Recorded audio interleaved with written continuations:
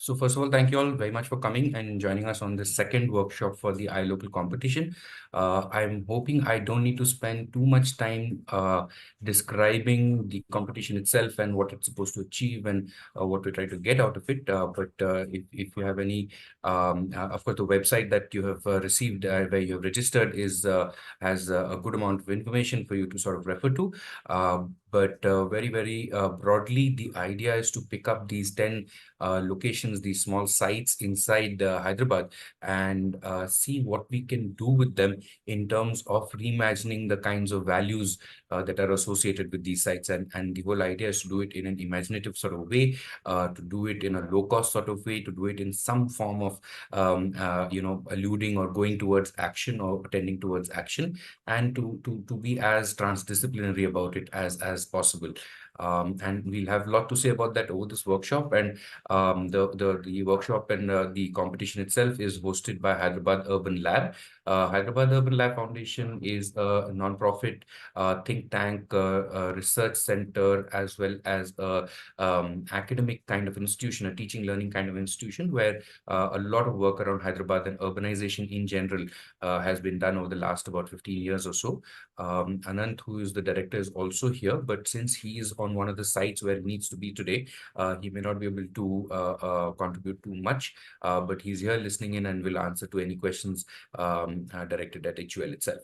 The competition is also partly funded by the Wipro Foundation, and we do currently have a memorandum of understanding with the Government of Telangana Municipal Administration and Urban Development Department to actually take up these sites. In fact, a lot of these sites have actually come from GHMC zonal commissioners. So just with that very quick overview, I'd like to just start off the proceedings for today. In terms of logistics, please hold on to your questions or keep typing them into the chat box. This is supposed to be an interactive session, and it will very well be interactive to the extent that we can manage in these numbers. So we'll have some little exercises, some little polls, quiz, things like that, which will be going on. But you might have things outside of what is being said to ask, and so feel free to ask them in the chat box, right? And yeah, so this particular workshop is designed to be about, is meant to be about design and people, which is to say that the people who are leading this are practitioners of design, but with a very strong, let's say, very strong imperative, very strong grounding, a rooting basically in the idea of social design or design for social good.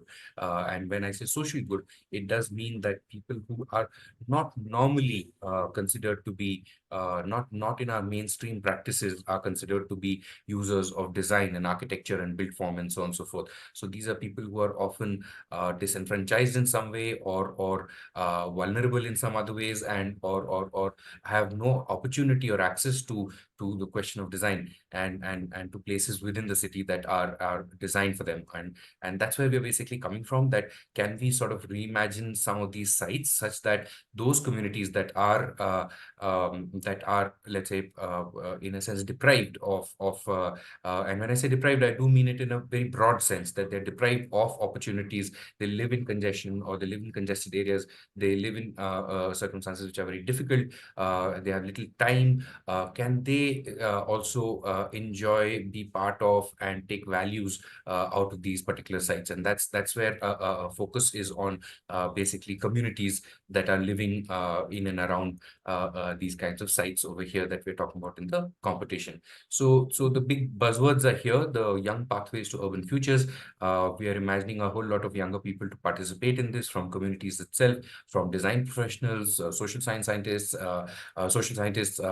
media professionals, and a host of people more. Of course, you're all meeting up, or many of you are meeting up. We have at least about 50-60 people who have joined our Discord server, where live discussions are kind of going on the sites, on the themes, and people are introducing themselves and hoping to find other people with whom to make teams participate in this competition. So having given that as a very quick overview of what we're trying to do, I'll move on to the main sort of facilitators.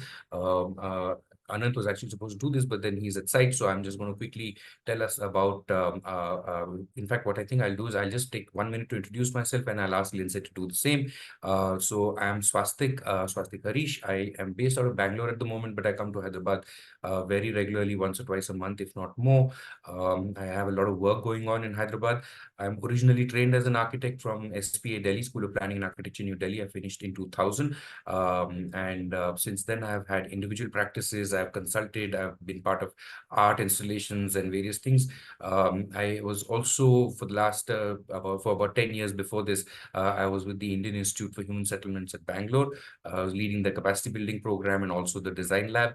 For the last about 3 years or so, 2.5 years, I have my own practice consulting, broadly urban development and development sector consulting organization called Swastik Harish and Associates. And my main sort of areas of interest are in land, housing, and actually pedagogy for urban practitioners. So I'll leave it at that. Lyndsey, over to you. Thanks, Swastik. And I just wanted to note on the competition, it's one of the things that I absolutely love is this competition is grounded in the local, but it's really a competition of ideas. And so it gets to span the spectrum of both of those things, which is really exciting and very rare for a design challenge. So hi guys, my name is Lyndsey. I'm a professor of architecture at Clemson University. While I'm based out of South Carolina in the US, I lived off and on in Hyderabad for a little over 2 years. I was just back there with Swastik and his team last month for a few weeks working on the iLocal competition. And a lot of my work and urban explorations are grounded in Hyderabad and the city itself. So I'm really happy to be a part of it. I am a practicing architect as well as master planner. I work with a firm called the International Development Collaborative. I've done work on a range of scales of different types of projects. But I think the one kind of like theme that covers all the projects is it's participatory. So I always start by working with communities, using design games and design as a tool to help people imagine their own places, to claim their places, and to get stakes in their places. My teaching focuses mostly on health and well-being and how do we make healthier buildings, spaces, and communities. And so I hope to share that lens with you guys as a mentor as well as a member of the jury. So I really appreciate the opportunity to be here with Swastik, Anant, and the entire team. Thanks. Thank you so much, Lyndsey. And thank you so much to you and to many others over here who must be joining at fairly odd hours of the day because of the exact timing of where you are, exact time where you are. So thank you all so much for that. And what I'd like to do is I just sort of wanted to quickly, as a way of breaking this in, understand where people are coming from in today's workshop. So we have about 50 odd people over here. I wanted to take you to something called menti.com. So people who are not from India can use the map on the left. You just have to go to where you're from and put a dot, click your mouse over there. And people who are from India can use the map on the right, just to tell us where they're from. Let's see. Let's give it about 20 seconds. There are a few people from Hyderabad, or at least mostly Hyderabad, Telangana. I think some people from Bombay. And is that Warangal? I guess that may be Warangal, the two over there. All right. Okay, so I think that's the response that we're getting at the moment. All right. So we have still coming in. Nobody from Bangalore. Terrible. It's really cool to see live all the different representations across the world. What an awesome competition to bring in so many people from so many different places. Absolutely. Very pleasing. All right. So yeah, so we get a sense that people are coming from all over the world actually, and even in India from across geographies actually, across towns and cities, and at different in different cultures in different places, and that's really very nice to know. This is just a quick sort of a starters. Keep this Menti screen on. We will be doing this about 3-4 more times just to get your opinion as soon as some of the questions are basically laid out, right, as part of this workshop. So I'll go back to our first screen, and what we'll do now is one has to get used to all these tools and all that. All right.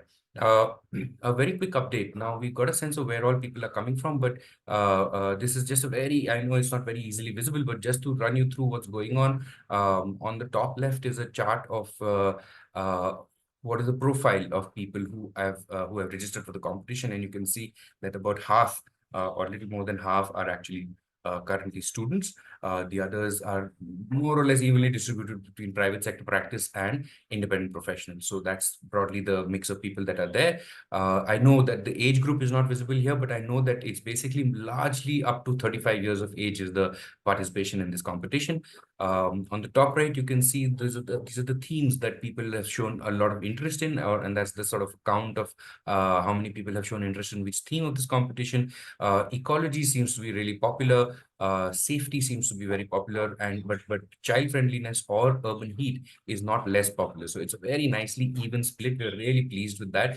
There are a lot of others, which honestly we have to go through that data to understand what those others are. But I assure you that we will, and we'll try and respond to those ideas as well.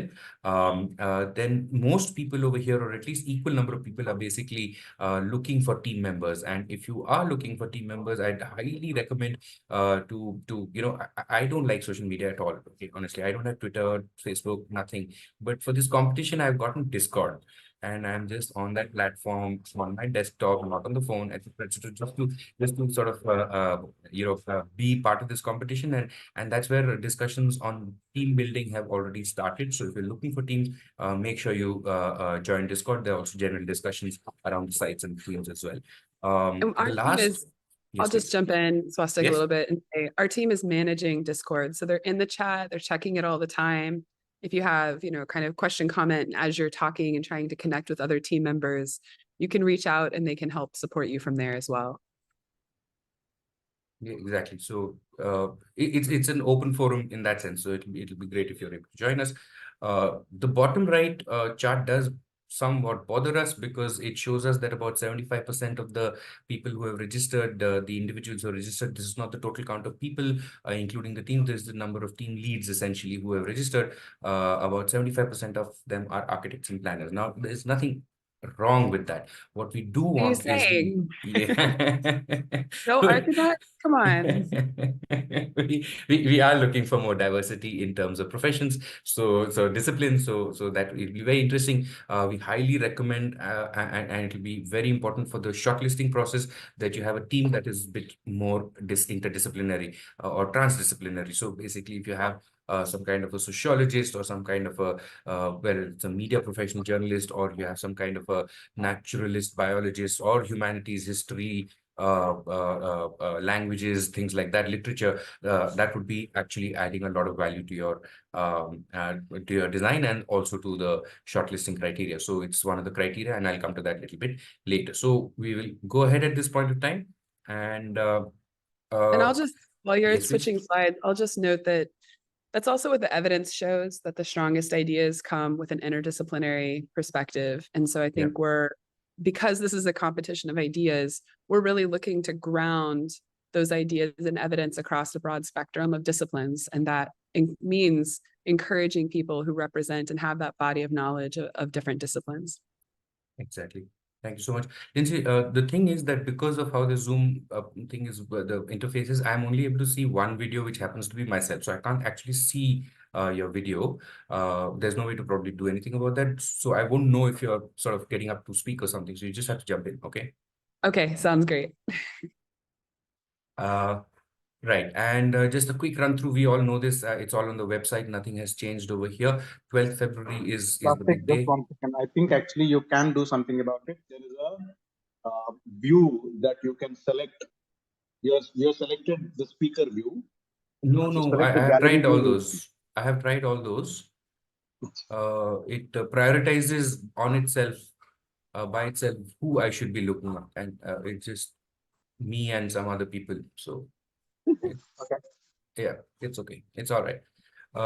Yeah. So just that these are the dates. Today is 20th. We're doing this workshop. 12th is when we will be doing the idea state submission. So please be aware of that. It looks like it will happen very much on time. And in a few weeks, in 2-3 weeks, we will be announcing the first 10 shortlisted entries, right? There is, of course, all the stages of the competition, which you should be aware of. And here we are basically in the workshop stage and discussion stage. And once the shortlisting takes place, we will be getting into a mentorship and community engagement stage. A lot of people have already asked us for it, but we have basically said that let ideas be shortlisted, let certain ideas emerge, and then we will go to communities, take those ideas to them. We will find ways, vicariously or otherwise, to actually make sure that people understand what ideas are coming from different people, even if they're not actually currently based out of Hyderabad. Which So is a that's little unusual, right? That this is a two-phase competition, right? That there's the first phase where we're just asking you to form the team, submit a general idea, and then we'll reach back out to you and kind of give you the thumbs up to move forward with engaging with the community, getting the mentorship to fully form the idea overall. I think it's a really brilliant model, but it's also a little unusual in the precedent of competitions that it's this two-part. And the first part is really a low bar, a low requirement in submissions. Yeah. It's really not, we're not asking for a lot. We're not asking for fully formed, fleshed out ideas. We're really just asking for your kind of initial concept. So I would encourage everybody, even though that the deadline is coming up and we're less than a month away, and the jury is at least incredibly excited to read and hear your work, that it's definitely something very approachable to do in a very short amount of time. Thanks so much, Lyndsey. That sounds like actually number 4 is the most exciting part for me, because through HUL's networks, we have a whole group of bunches and various sort of communities and people that we are in touch with, engaged with, and those people would make fantastic mentors. Those are people who are community leaders, people who work locally on lots of issues, on civic issues, and so those people are interested and have been asking us how they will engage on this competition. And so putting you all in touch with those people would be and seeing what comes out of that would be definitely one of the nice sort of movements to take place. After that, of course, we'll develop a detailed proposal which will go to the government at least, and corporate social interests to for implementation. We have a fair amount of interest from both parties in terms of actually putting these on ground. Right, so that's the overall sort of trajectory. I cannot say it'll be 1 or 3 or 5 or 10 which will get implemented at this stage, but you can rest assured that we will be putting all effort to promote all of them as much as possible. And finally, when things hit the ground, they hit the ground in a certain sort of way, and you will, as competition winners, you will certainly be involved at that stage as well. So that's what that looks like. And these are the broad sort of 4 themes. In the previous workshop, we went through these themes in some detail, so we won't do it again this time. But do read about these themes, because the themes are at the heart of what we're trying to do over here. One is safety, one is child friendliness, one is urban ecologies, and the 4th one is on urban heat, a topic that we're studying increasingly in the context of climate change over here. So those are the broad themes, and with that, I think what we'd like to do is to sort of move into a first sort of technical session. Now, if there are any questions so far, any doubts or anything, I'm going to open the chat window and just see if there's any questions or doubts. Otherwise, we will go ahead. And you have a Swastik, recording? I will Yes, go please. ahead and I'll manage the meeting chat and read out to you if there's anything that you should know about while you're presenting, because that's a little hard to manage. Yeah, that'll be very helpful. Thank you so much. Yeah, no problem. All right. So, first of all, I just wanted to run, and this is so Lyndsey and I will sort of alternate, take a couple of sessions each, kind of a thing, and each session will be really short, but just and as interactive as possible. We have that Menti thing set up, so I'll keep moving to the next question on Menti as now required. But the first thing we wanted to touch upon was this idea of placemaking, and it's I'm sure as architects or urban development practitioners of any sort, you've come across this term of placemaking, and to a certain extent there is an overlap between what we're trying to do in iLocal and this idea of placemaking. It's not necessarily completely overlapping, it's not necessarily fully the same thing, but there are certain overlaps, and I thought since placemaking is a fairly well-known concept, I would basically bring it out and just put down at least some 2 or 3 broad frameworks that exist when we talk about placemaking, because it's placemaking by and of itself is an interesting place to start the idea of working on this competition. So the UN Habitat and this global not-for-profit called Project for Public Spaces has come out with a very interesting framework.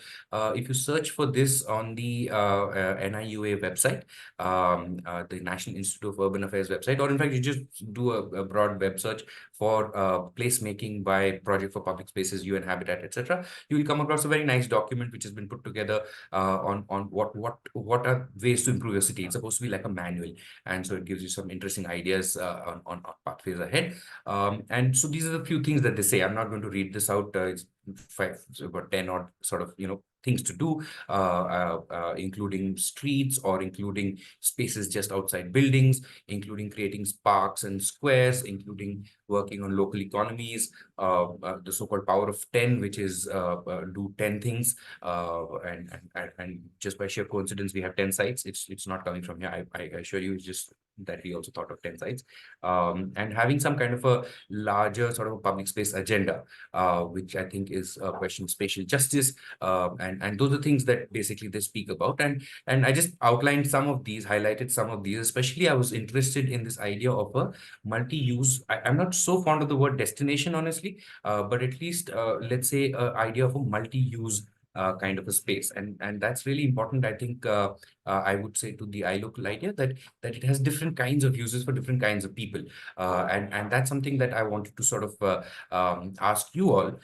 When you start thinking about design or intervention, not even necessarily design, but intervention in a particular site or a particular location, what are the different kinds of uses, whether it is for the purpose of serving an ecological outcome, or the purpose of sort of serving a social outcome for particular groups or a broader group, or whether it serves some kind of a local economy kind of an outcome. Those kinds of outcomes that your design or would want to do, what would that translate in terms of use? How would that space be used, right? And so I wanted to put this question across as an open kind of a question. And let me sort of take you to the next slide here. So you would receive this slide on Menti at the moment. And here I'm just asking you to type out a few uses that you think could be useful, essentially purposeful, inside a multi-use agenda. So any space that you're sort of intervening in, what would be those uses? So it could be single words or little phrases or whatever it is. But I want to see some ideas from you all over here, and let's take about a minute to type out like 3-4 things that you think you could use a particular space for, keeping in mind that it should or it can at least have a multi-use agenda, right? So let's take a minute. I hope you're all able to type in the responses here. As soon as your responses come in, it will start showing over here also.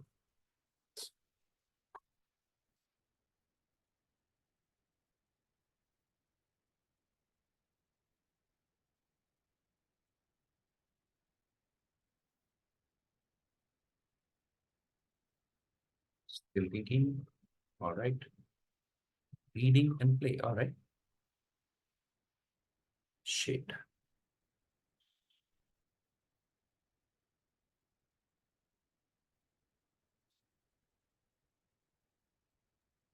It's neat how it forms this word cloud, and we get to kind of see in real time what the different ideas are that people have for a space. Exercise, marketing part. And since it's a word cloud, it will size the word according to the number of times it has been used, actually. So that's Very also, cool. so play and shade are obviously been typed out twice as compared to the others, which are typed out once. All right. This should be interesting. Street food. And for those of you who might have joined recently, you can find the link and the code for Menti in the chat. So at the very beginning of the chat, there's this number 558-86081. And if you just go to menti.com and put that code in, you can see the forms. And I would keep that browser window open, because as we go through the slides, that will actually update live with our slideshow so that you can just stay on that page.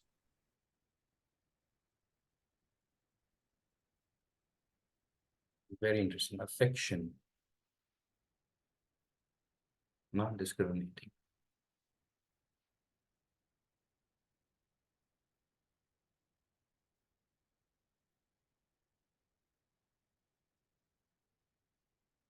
Gossiping. If dating doesn't come up on this, I'm going to be quite annoyed eventually. I was going to say gossiping is what I would do.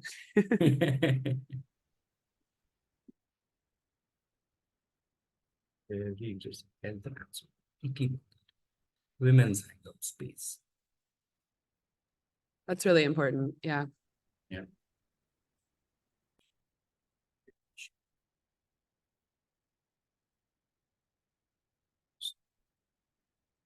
Community hall. Birding.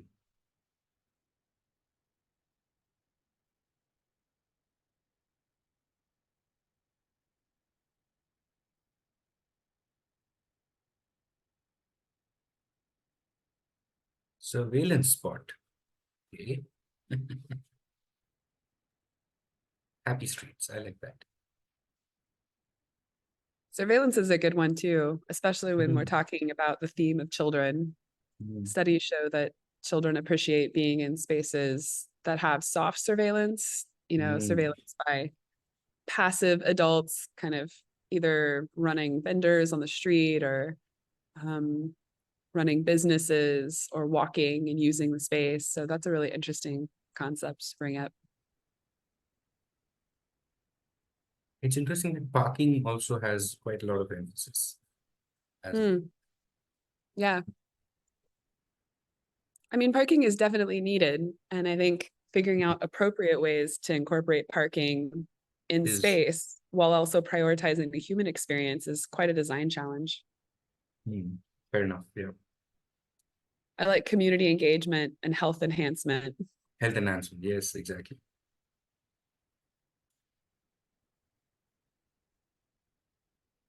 It's interesting.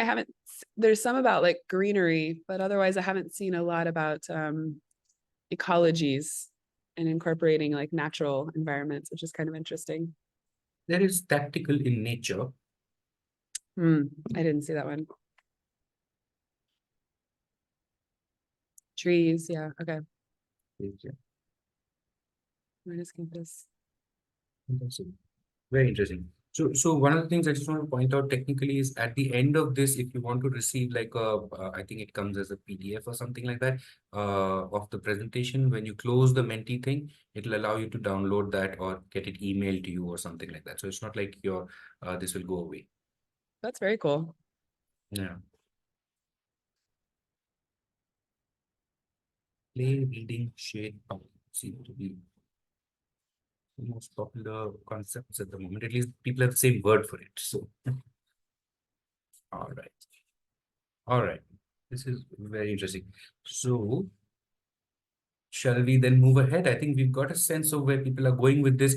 I think some priorities of what is going on in people's minds is definitely emerging from here. Whether those are exactly the right priorities or should they be seen through certain themes and through certain frameworks is something that you will need to take a call on when you're putting your design down. All right. Okay, this will continue. So I'm just going to not close this. I'm just going to move back to that other presentation so we can basically continue that. This will still be open. You can continue to add more words, but we'll move on with the presentation, right? So these are the kinds of things that you can imagine in terms of uses. And here's an example which has come from one of the largest slums in the world.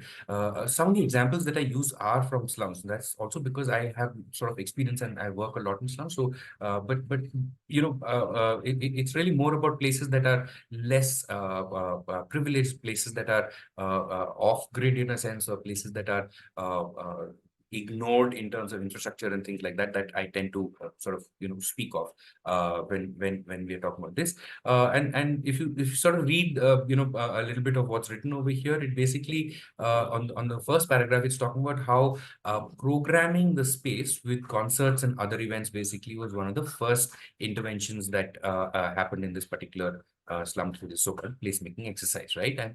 And so keep in mind that physical intervention is not necessarily the only approach to actually do something. You can program something. You can come up with programmatic ideas in terms of whether it's theater or music or reading or playing or learning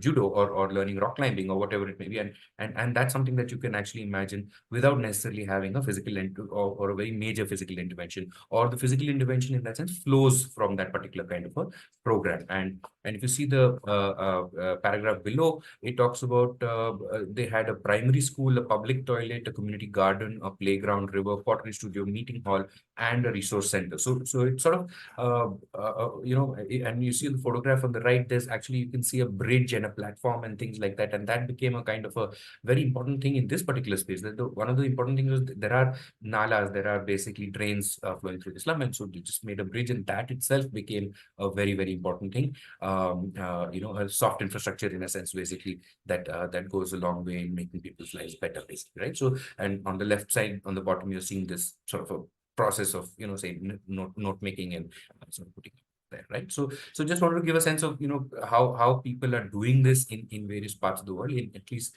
a very comparable kind of a somewhat comparable kind of an environment. And just one example, very quick example of that, right? Now, India has also been experimenting with the idea of placemaking, and here's something which comes from the Bhopal placemaking manual in a sense. So Bhopal, the city of Bhopal, made a placemaking manual. Bhopal is a very interesting city that way. It is a very active civic and actually a governance structure as well. So the officers and the corporation and the people sort of have this thing going on constantly, and they keep trying to do things. And so they had this yes and no kind of a list, which is actually, I mean, by and of itself, it's quite all right. So if you read that, what is placemaking, and they're talking about function before form, or inclusivity, or being very context specific and transdisciplinary in a sense, and all of these things which are not placemaking, which is, it should not be top down or design driven, or it should not be disciplinary in that sense, one discipline and things like that, or depend on this one. The interesting thing I found is that it also says that it doesn't necessarily have a cost benefit analysis. It should not, in fact, have a cost benefit analysis, because those are the kinds of things. Now, when I see this kind of terminology, that it's not about a cost benefit analysis, then immediately my mind springs to the idea that, oh, so here they're talking about that it should generate values that are not necessarily tangible, that there are values that can generate over time, that there are values that I may not see in the way because I am the person who I am because of my positionality, but somebody else may see a certain kind of value. And so therefore it is impossible to articulate what was the benefit out of spending a certain amount of money, time, effort, whatever it is, what was the exact benefit. So there's no division and returns to be calculated. And I think that's a very interesting way of putting it across. But there's a but, and that's that you start with these fairly nice ideas, but then you end up with sort of the evaluation criteria in the Bhopal. It was not a competition, it was just they're asking for proposals from various people, basically. Started talking about, it went sort of slipped back into the same language. For example, how will it change the land? Okay, so the land needed to be changed, basically, right? What is its cost effectiveness, which again goes back to the same idea that actually we had said that cost effectiveness is not the point. There will be some money spent, and there will be some outcomes which we cannot predict, or there will be intangible, but yet the language slipped back to, is it equitable, though? Is the impact equitable? Wrong usage, but anyway, we get a sense what they mean. Is the impact equitable to the money being spent, and so on, so forth. So again, it sort of slips back into that kind of framework, because this is a government driven thing, and also governments have this need to measure and show up with indicators and things like that.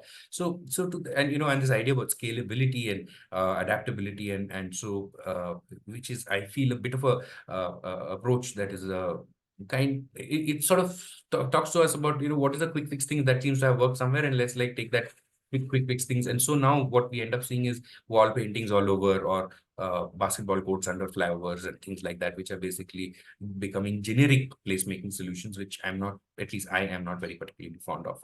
So just wanted to sort of bring that out. And in our own competition, yes, please. I was just going to say, before we move on, what I hear you say is it's really important to understand where you start from in the project. And that even though when we're working with applied solutions, which we are in this competition, even though it's a competition of ideas, these are real sites, real people, real places.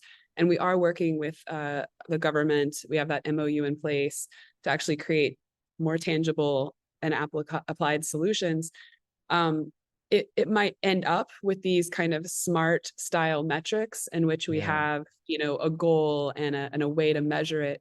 But what's really important and what we're looking for is the intention of how you start, how you frame the project at the beginning, not necessarily how you're measuring it at the end. And I think we'll come back to this idea of scalability and the nuance of that a little later in our presentation. So stay tuned. And then last thing, Swastik, we did have a question from somebody in the chat who asked, when we say from Bhopal, does it mean the whole city or a part of city?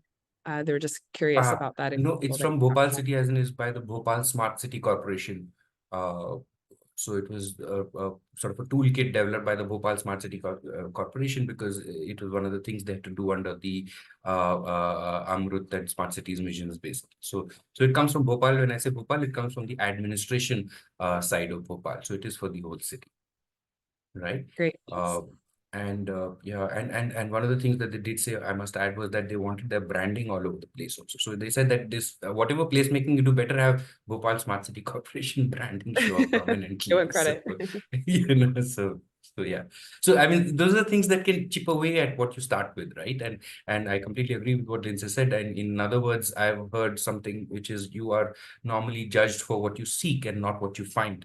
And so seek something interesting, seek something valuable, and then maybe something else that you actually find. So I want to do a bit of self-assessment over here, and we have our criteria in iLocal competition. It's simpler, but it's also complex at the same time.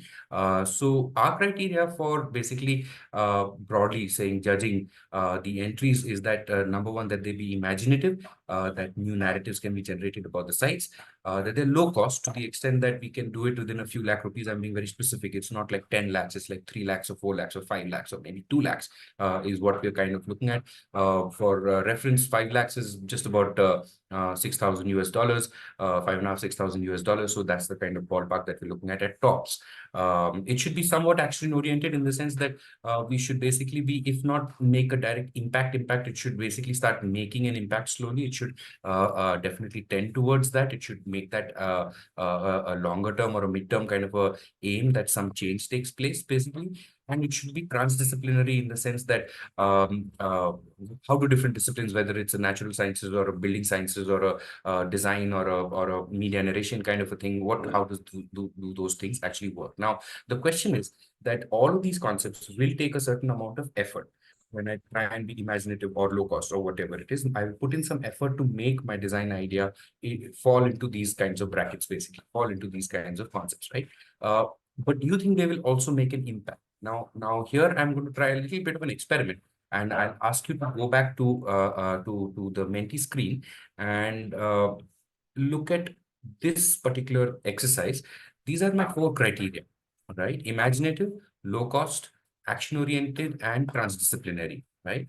Now, what do you think is the effort? On your screen, you will be able to basically mark what is the effort. Is it high effort, low effort, so on and so forth? And what do you think will be the impact if that let's say that reference point or that touch point is actually achieved? So here I'm trying to sort of take the same idea that Bhopal did, which is what is the cost effectiveness of a certain idea, but I'm opening it up a little bit to saying that broadly, do the criteria themselves satisfy any kind of a cost benefit ratio, not the design idea itself? So should I be using this criteria at all or not? That is the question, right? And we have come up with these 4 after deliberations internally, but I want your opinion whether the impact you think that you can generate out of the effort that you put into any of these touch points, any of these kinds of ideas would be commensurate or not, right?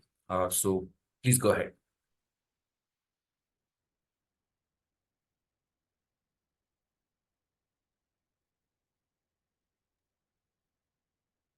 It's interesting to think what the impact and what the effort is for each of these types of items. I was reflecting on my experience in working with transdisciplinary teams on site, and when things got hard and when things weren't, and in which ways they required effort or not. I also think it's interesting how that's changed over time with regard to new technology tools. I'm dating myself a little bit, but there was a time when I was on a transdisciplinary team. We had representation also globally. And so we were on 4 different continents. And this is before social media. So we were trying to go back and forth and communicate and talk with each other just over email, and then figure out how we could like sync up at conferences to work on our projects and in the same way. It was much more difficult. I think right now we live in kind of a beautiful space, virtual space, in which it's much easier to kind of do that cross collaboration, and That's true. more expected. So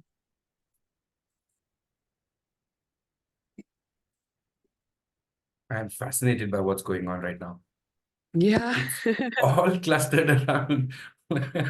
It's just the same thing. Like it's all a lot of effort. It's all a lot of impact, which gives me some faith that at least the criteria are not so bad. Yeah, that's a good way to think of it. Yeah. All right, some 16 people have put in there, 17 people have put in, and it's all clustering there. Medium to high effort, medium to high impact.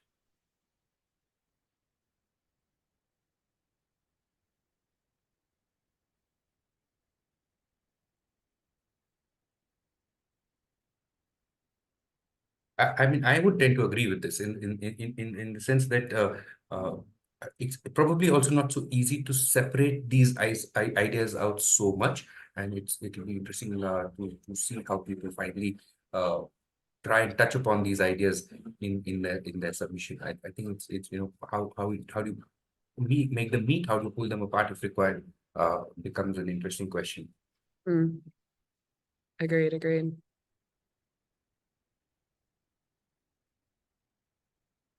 20 people have said, oh my God, it's right there.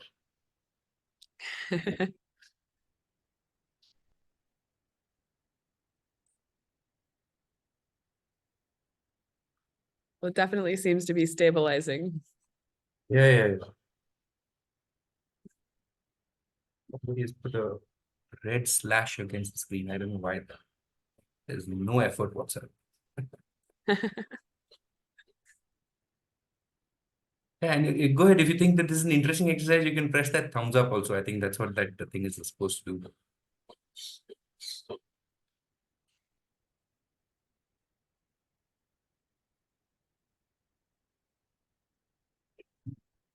It's either like the criteria are actually quite good, or the question is leading, one of the two. So I am not able to imagine why such a clustering would take. It's very interesting. Very interesting. So I think, so in the interest of time, I'm going to move on. I think we know the answer to this basically, or at least we have a very strong view of what people think. Yeah, and I'll move on to, we'll move on to Lyndsey's intervention over here. And that is on Hyderabad spatial transformations and how to see and read them. Let me know as and how you want me to change the slide. Sure. Thanks, Swastik. So I was thinking through, what can I provide you guys that might be helpful for you as you're developing your competition pieces? And I wanted to maybe highlight and ground your entries with some information from current scholars that are doing work in Hyderabad that are hot across multiple disciplines. So I've just selected, I think 4 or 5, and I wanted to kind of give you a rundown of like what their latest work has been about and give you some references of those books. And then particularly how those authors have really talked about working with local communities within Hyderabad. So the first one up is from Film Studies. Dr. Yamini Krishna is an assistant professor of communication studies at Flame University in Hyderabad, whose groundbreaking work is reshaping our understanding of the urban landscape. And last fall, she published this edited volume called Claims on the City. And this book is really a snapshot of different events and protests and movements that have disrupted the established rhythms of cities across cultures and nationalities. So while the book itself covers multiple places, not just Hyderabad, there are 2 specific chapters in there that focus on Hyderabad and the people in it. And I really like it because it compels us to rethink our understanding of the urban by employing this interdisciplinary approach that we're encouraging from you guys by delving into an on-the-ground event and different transformations in various cities embroiled in these social movements. Now, what sets this particular volume apart is its focus on the humane, the subjective, the emotive aspects of cities. Dr. Krishna, along with other contributors from these very diverse disciplinary backgrounds, include performance studies, film studies, as well as architecture. There's cultural studies, heritage studies, history, religious studies. And through that, they're able to explore these different complexities of urban life. One such particular intriguing chapter is Dr. Krishna's Claiming History, Claiming Present, Muslim Diaspora and the Hyderabad City. And in that, she discusses how the Hyderabadi diaspora has become custodians of the past, laying claim to the contemporary city. And Swastik, if you'll go to the next slide, I've kind of summarized a few key points for you guys. The online imaginary created by the diaspora serves as an archive of the city's social history coming to life in their practices. And the discussion extends to how cities are constituted by migrants, both entering and leaving, which challenge conventional narratives. There's another noteworthy chapter in this book called Sufi Shrines in Hyderabad and its community claims within the urban. This is by Amy Mayen Pua. Pua examines local on-ground efforts of placemaking, contrasting them with grand narratives of capitalism and global forces. So she has kind of that more economic lens. And she places the Dargah at the intersection of spirituality and contemporary politics, revealing how it creates enclaves of difference in the city.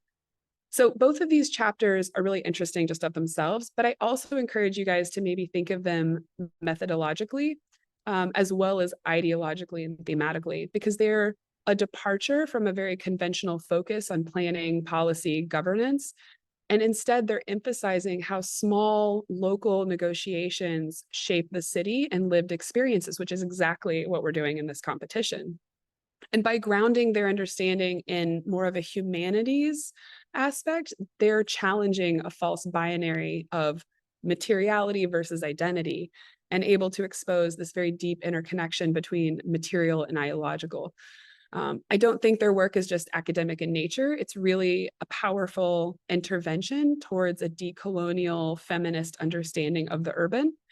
And it challenges the notion of a culture war by being committed to imagining and postulating a better city overall. So I think that's kind of an interesting read that I encourage you guys to look at. Next slide. The next scholar that I wanted to bring up, Dr. Gayatri Reddy, is an anthropologist, a feminist, a writer, and a teacher who serves as an associate professor at the University of Illinois, Chicago. And Dr. Reddy's work transcends traditional academic boundaries, delving into intersections of sexuality, gender, race, and the politics of subject and community formation in India and the Indian diaspora. I wanted to go through her research in kind of 2 ways. So I've highlighted both a book, but as well as her latest work, both of which are situated within Hyderabad as a city. So all of her fieldwork is from Hyderabad. She has produced a really widely read ethnography called With Respect to Sex, where she explores the lives of Harajas in Hyderabad, challenging societal, am I pronouncing that correctly, Swastik? Hijra, yeah. Challenging societal norms and shedding light on the complexities of gender identity. And so this book, much like all of her work, places sexual difference within a broader context of social dynamics and explores intersections with race, religion, ethnicity, and class, specifically in Hyderabad, but across South Asia and its diaspora. Now, if you'll go to the next slide, more recently, Dr. Reddy has embarked on a fascinating research project examining the contextual meaning of Blackness in contemporary India.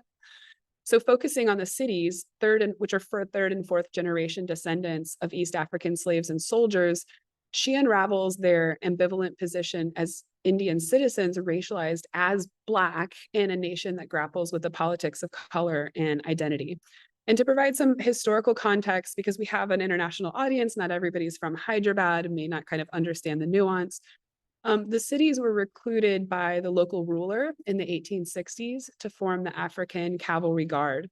Dr. Reddy's fieldwork in Hyderabad then unveils this evolving identity of the cities, once valued for their strength and loyalty, who are now grappling with the loss of prestige, a diluted lineage, and kind of changing societal perceptions.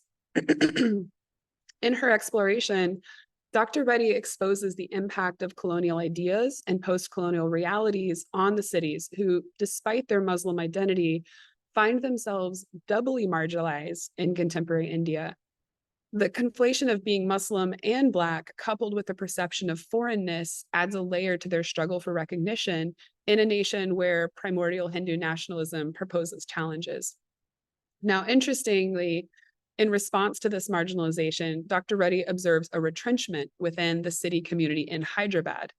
And while there's a notable turn towards Islam, the Gulf, and Muslim piety, which signals kind of a reclamation of identity and belonging, Dr. Reddy's work highlights that there's this intricate dance between identities of Indian blood, Muslimness, and then reclaiming this like strong masculinity within the city community. So I'm not going to go too much farther into it, but I just wanted to highlight that there are specific works drawing on communities that have already been done, ethnographic type studies that are very recent within Hyderabad that you can draw on to kind of help understand the nuance and the context.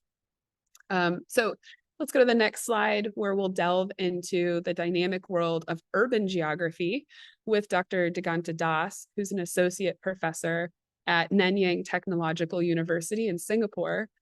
And he recently produced an edited volume, City, Space, and Politics in the Global South, which opens a door to a fascinating exploration of cities as hubs, events, flows, movements, and contradictions. Now, this book is really divided into 3 parts. It takes us on a journey through the conceptual complexities of the urban in part 1. And Dr. Das scrutinizes the interplay between development and urban space, which is really important to Hyderabad right now, questioning the intrusion of development and the reciprocal influence on space of developmental trajectories. In the second part, city and urban space, he brings us face to face with existing patterns, processes, and perspectives of urbanization. But he really provides insights into the everyday manifestation, which I think that's where it connects to our competition, is this focus on kind of the everyday human use of urbanization. And then in his third part, he navigates policy and planning and offers a much more traditional, comprehensive examination of governance structures that change our city. We can go to the next slide, and I want to shift our focus to some original research that Das conducted in Hyderabad regarding water management. And so I hope you also notice that I've selected works that draw to the themes of the competition, right?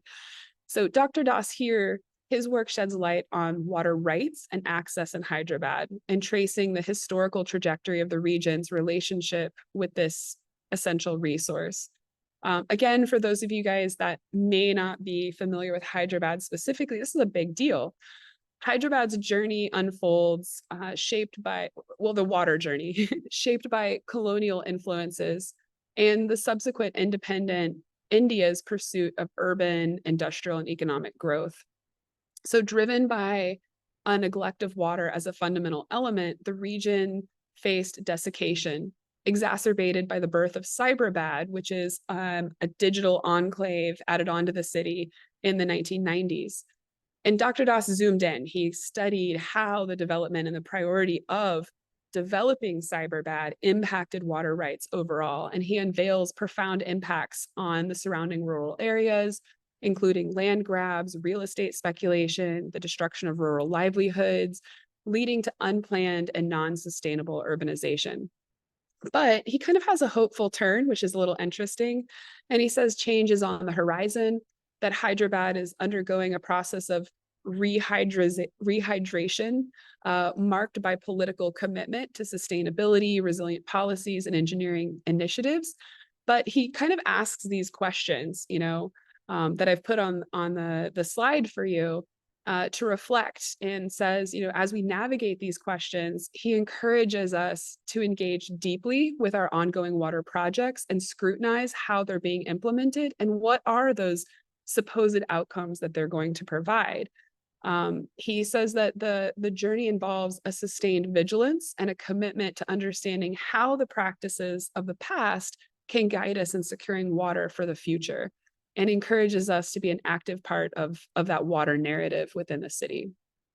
And then next slide and final kind of case that I'm going to talk about is Dr. Pallavi Kabdi, who's the head of the Department of Public Administration at the B.R. Ambedkar Open University in Hyderabad.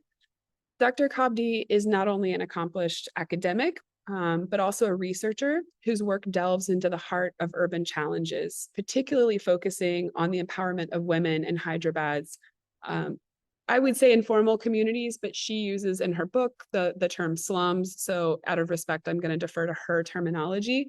And she's coming from more of a public administration lens. So you saw how we went from cinema studies to anthropological feminist studies, then to geography, and now we're kind of in the sociology public administration realm. And in 2016, she published a very groundbreaking book titled Urban Slums and Women's Empowerment, which draws on original research conducted right there in Hyderabad.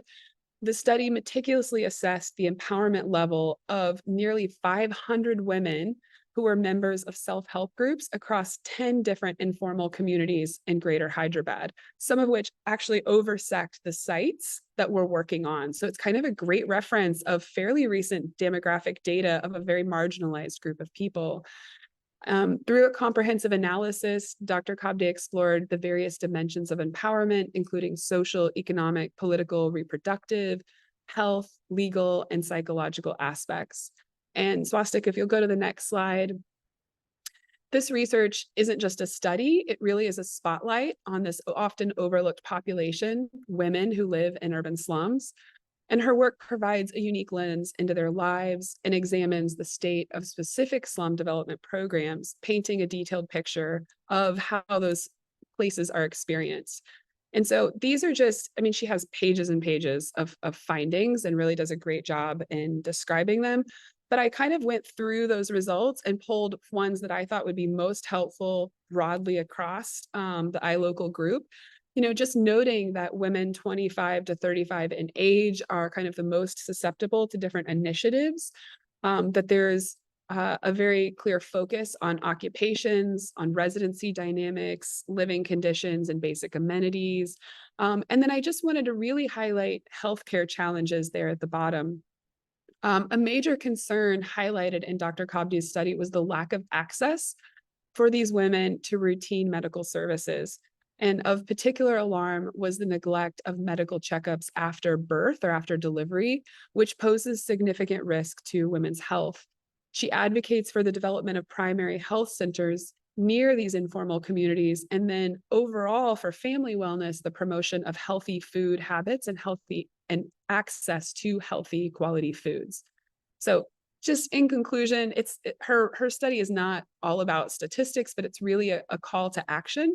And I think that action could be applied to the iLocal competition and to figure out how do we take these great works, not just Dr. Kabdi's study, but all the works of Dr. Das, Dr. Reddy, and Dr. Krishna, and use that as an evidence base to incorporate it into our design and competition of ideas. So with that, I'll hand it back to you, Swastik. Fantastic. Thank you so much, Lyndsey. I'm sure I hadn't seen many questions, but then that's a lot of information. Those are a lot of directions, and that's a lot of material, a lot of rich ideas basically to pick up from. I'm sure more questions will come up. Feel free to ask them over here, or join the Discord group, and feel free to ask them over there as well, according to some of the themes or according to what you're thinking in terms of your design ideas. Thank you so much, Lyndsey. Really interesting work, all based around Hyderabad also, I'm not familiar with much of this, and I feel I should be reading some of this as well. And yeah, certainly, and so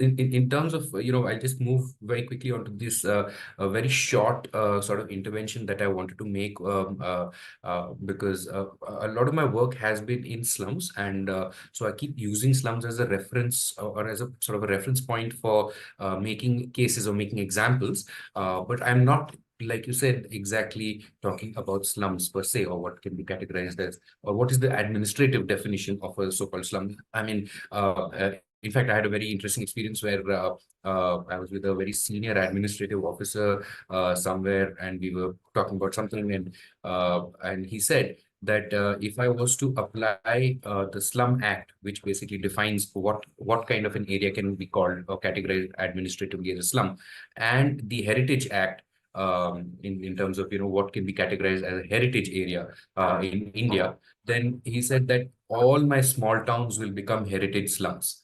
And so, to that extent, I think this category of slums is Oh my gosh, problematic, that's of course. hilarious. Yeah, exactly. So it's problematic to that extent. It's a placeholder term, really speaking, and so we just tend to use it. But there are a lot of places. I mean, I keep having this contention, or I keep making this assertion that I may call the area a particular area with some line defining it as a slum, but just stand outside that line, and it's not a slum anymore. It is very much more of the same. And the gradations in terms of the quality of infrastructure built form, all of those things, and is really gray and hardly black and white. So to that extent, I think a lot of the areas that we picked up, the sites we picked up, also have a lot of potential, because in terms of speaking to this question of areas that are areas of disuse, disrepair, they have become bad places, or they become ugly. So they're ugly to be in, or they're bad to be in, or in different dimensions basically, but at a very basic emotional kind of a reaction that these are ugly places, and it comes from a particular place. This categorization as ugly or flightful, or this idea of a slum, also it comes from a particular location, and that's something that we are trying to break open a little bit, and through this competition, through our work in general, I would say, and that, which brings me to this very common idea. I picked up another common idea of placemaking, but I thought I'd also look at this very common idea of beautification, to make ugly beautiful, or to make bad good.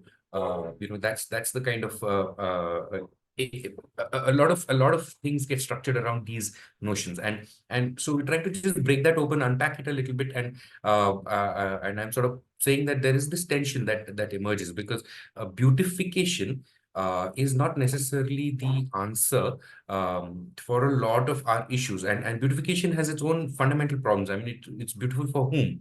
It's a certain type of person. It's a person like me, or a person like that person, or that administrative officer, or a politician, or somebody else. Basically, this whole idea of what is beauty is actually very, very subjective. We all know that, and within it are embedded social relations, and social stratification, and power relations basically, and privileges that are basically allow me to imagine something as beautiful and something not beautiful, and we all have a positionality on this. Nobody's more innocent or less innocent than the other in that sense. We all have a position. We work out of certain positions, and so we just need to recognize that. And as a tool of thinking, I wanted to just expand it to saying that instead of thinking of beautification and making things prettier, or better in that sense, can can we imagine, can we try and understand value systems? Now, when I say value systems, I'm talking about a very specific case, basically, and that is to do with the question of value, the values associated with a particular piece of land, literally. When I say land value, the immediate images of one and that's not wrong, of one of economic value. That land has certain amount of economic value. Urban land has a certain amount of economic value, and certainly that's true. And so, can we exploit that economic value? Can we invest in it? Can we get some returns from it? And so on and so forth. So, without denying that that is true, that happens, which is really a very strongly a real estate way of looking at things. That every piece of land is a little bit of real estate.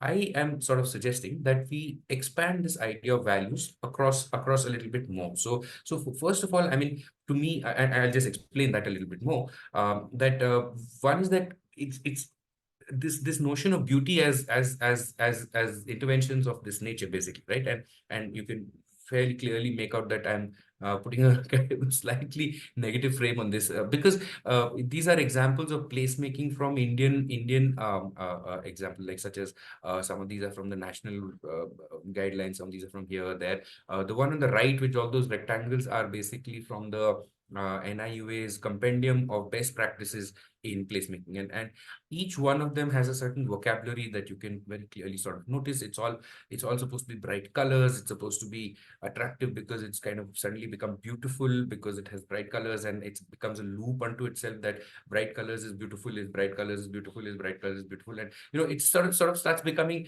what do you call it? Something that you keep repeating, basically. In Hindi, it's called, you start japoing it, that these are the 3-4 formulaic things that you do, and that sort of, but this beauty is for whom, is basically, who is it actually going to serve, and why is this assumption that the children prefer bright spaces or adults prefer less sort of colorful spaces and things like that? I have no idea where that comes from, honestly. I think children are probably quite energetic and hyper in any case. I'm not sure I want to give them more visual stimuli. Maybe I want to just calm them down, So lots of things that we can basically think about, and if keep our mind a little bit more open. And so, in order to do that, I basically say that instead of saying that this particular piece of land needs to be beautified, and beautification has another unfortunate angle attached to it, that there is a budget item in most municipal corporations called beautification. So there's a budget item. There may not be a budget item for making a small library in many cases, but there will be a budget item for for beautifying a particular area. And what does that beautification mean? It means things like this: basically paint it up, do some wall painting, chasing everywhere, or put some colorful toys or whatever it is that exercise thing. I'm not saying anything wrong with this, but doing this by and of itself means you're generating only a very particular set of values out of that particular location, out of that specific location, and I'm trying to expand that. I'm saying that if I was to think of alternative programs such as doing, let's say, a study center, a library, or if I was to think of a place where specifically dedicated to discussions around health or women's health, or a space around birding and let's say understanding the ecology and the rock formations of Hyderabad, or if I was to say something which is basically a place of kind of rest for gig workers, people who are on the road in the heat throughout the day and things like that. And if you notice, I'm picking up some things from what Lyndsey had presented earlier, what she was talking about earlier, and some of the things that we're talking about. So if I say that I can generate not just some aesthetic value and some economic value, which is what I think a lot of frameworks of around doing these kinds of things are sort of geared towards. I say I pick up certain kinds of social values, or I pick up public health values, or I pick up values around education and exposure, or I pick up values around physical fitness and sport, things like the uses that people had come up with, right? Then I shift my thinking away from branding co-opted real estate exercise to value-laden, value-based kind of an exercise, and what are the values that that particular piece of land can actually generate from me, and I tend to visualize it as a kind of a a set of things that is fairly intangible in many ways, but it's not completely intangible. It can be articulated, and you can sort of aim for something, and then some other things will emerge from it, and one thing leads to another, and virtuous cycles can basically come out of it. And so I'm going to just ask you all to think in terms of values, and again, values as in, of course, there's social, there's an economic value, but I want you to think of, like, what are the social values? What social values can you get out of it? Or what are the public health values? Or what are the values around local economies? Or what are the values? So those things that are historical values, cultural values. So each piece of land can also generate certain amount of culture by and of itself, by its local sort of practices, by its local sort of traditions, arts, crafts, or whatever it may be, or by programming certain things in that space and so on and so forth. And it doesn't need to be staged as a production, such as how we see most of the time. So it can become part of the daily life, basically, and that culture sort of gets imbibed and disseminated at the same time, as a particular location. So I hope I know you're not able to answer me on this in this way, but I hope I'm not being too abstract. But I do want you to think about this for next minute or so. And It's not too yes, please. abstract. I'm gonna just jump in. It's not too Yes, abstract, please. and if I can add on and summarize some of that, it's really about identifying the intention and identifying the intention of the community and making sure that the solutions that you're applying are not necessarily, like, it goes back to that question of for who, and if you are saying that you're doing something for children, then being really clear about how do you know? Do you know that because you talk to the children there? Do you know that because you're pulling off of a Yes. large evidence base of kids and what they like and what their preferences are? But making sure that we're aware of our position, and we're not bringing in these like preconceptions or bias that would orient us towards packaging things. So I'm going to throw in the term like beauty washing, where you say, like, we're not actually going to address the underlying problem. What we're going to do is just package it in a really pretty box so that we can move it to the side and not pay attention. And I think that there's a real danger, there's a tangible harm in providing a glossy cover that helps hide problems in existing marginalized communities. And that's really the core of what you're touching on, which is, if you're connected to values, your project won't fall into that trap of being part of the problem by just putting up a really nice fence, right? A really nice wrapping or really nice packaging that's actually not going to solve the core underlying concern and issue of the people that live there, but just going to make it easier to ignore, easier to hide. Absolutely. So thank you so much for rephrasing and making it sound much better than how I said it. So this is just a very quick cue, and this is something that actually me and a colleague of mine have written. It's part of some paper, etc. And I am quoting myself. I know it sounds conceited, but it's just that if you see all the references below, it's like a whole lot of reading that I put together into one paragraph. So I just wanted to quickly go through it. And this does again refer to slums and so on and so forth. But then, like I said, as literally as a placeholder for a lot of places which actually have the same conditions.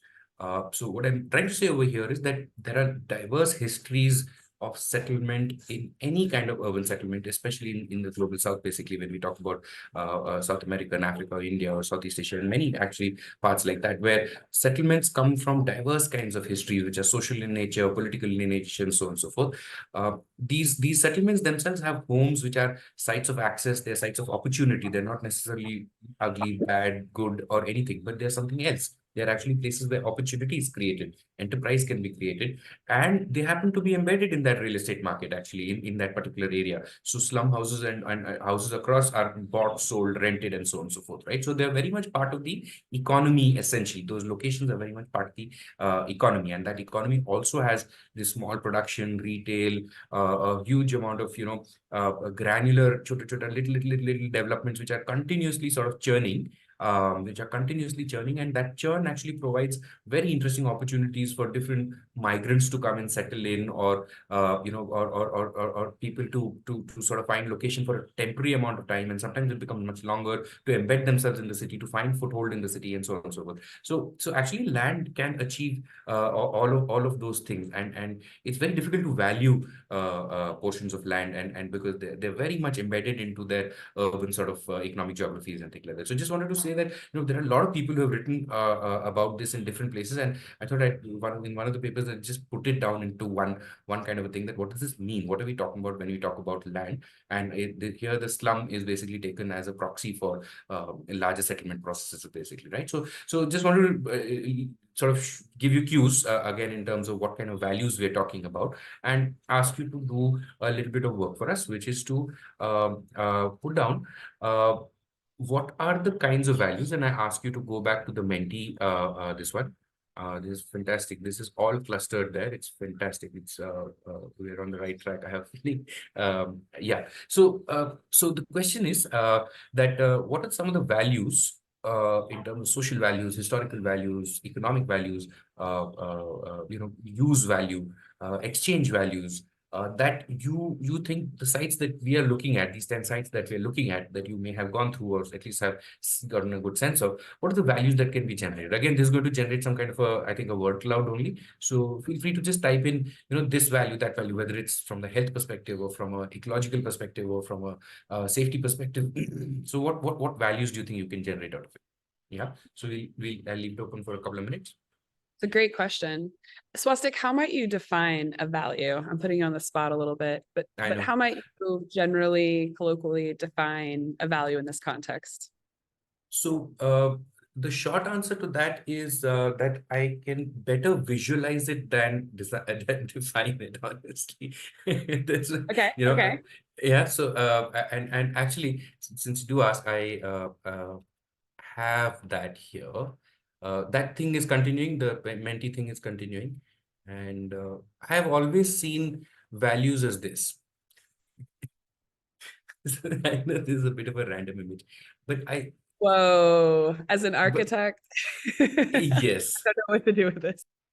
Yes. So it's a bit of an inspiration if people like this kind of stuff. So I just think that there are so many colors, so many threads, so many energies. Basically, it's really an energy question at some level, and certain places, not certain places, all places generate a certain energy. And I'm not talking about an older notion of genius loci or something. I'm not even talking about that. I'm just saying that through various uses and all the layers of use that places have gone through, especially in like nice historically sort of embedded and complicated places such as Hyderabad, basically. Certain energies come out of certain places in and those energies can be cultural in nature. They can be strongly economic in nature, or they can be like if I was to basically go to a Gachibowli high-tech city and things like that. What we're doing right now is we're exchanging an older set of energies for a newer set of energies. So I don't necessarily see it as good or bad or anything of that sort. It's this change of energies that is basically taking place. So I do define those values in that sense as a combination of people's actions, the outcomes, and the energy that is actually given to a particular movement. And for example, if I was to say that I'm going to organize people around here and create a workers' union, or if I'm going to say that I'm going to make sure that some CSR fund will allow a certain amount of public health, let's say a health camp to happen over here, or if I was to say that I'm going to program a certain amount of, let's say, theater workshops in a particular place, or I'm going to do some built form intervention and make a proper shaded, nice area with trees and plants and drinking water and things like that, so people can come and rest over here. It generates a certain a cultural or a social or even a political value, basically, and that generation, that act of generation, is a form of energy that we have sort of able to see, feel, but not necessarily articulate or define very easily. I don't know if I still am making sense, actually, but yeah, I don't know if that answers your question. I think you are making sense, because this is a really important question. It's also really something very difficult to define. And in fact, I think it's one of those things, if I may, that if you define it too much, you take away the possibility, some of the beauty of the nuance and the innovation, right? If we were to put too many teeth on it, then we're kind of taking away the possibilities of the imaginary, like what it could be, what we haven't even thought of yet. I do like to think of them as qualities or intentions of space, and or even answering the question of like, why is the space useful to me? Because it does X, or is a place for X, and then kind of reimagining it that way. But I'm interested to see, what are the respondents saying? Can you show us Absolutely. that? Let's go back to that. Or, oh man, all right, that looks good. Habitation. We can't see on the screen. You Maybe can you have you to see it read. on the There we screen? go. We can see it now. So Yeah, it looks like 31 responses so far. Very cool. Yeah. All right. Coexistence, very interesting. Novelty, design, memories. I like that one. Freedom to just be. That's also very cool. Empathy. Third space for multi-gen. Yeah.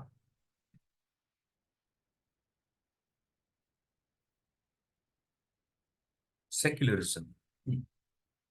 Thank you. Sense of belonging. Recreation, of course, public health. Learn about architecture, learn local customs. Sense of belonging. These are great. Yeah.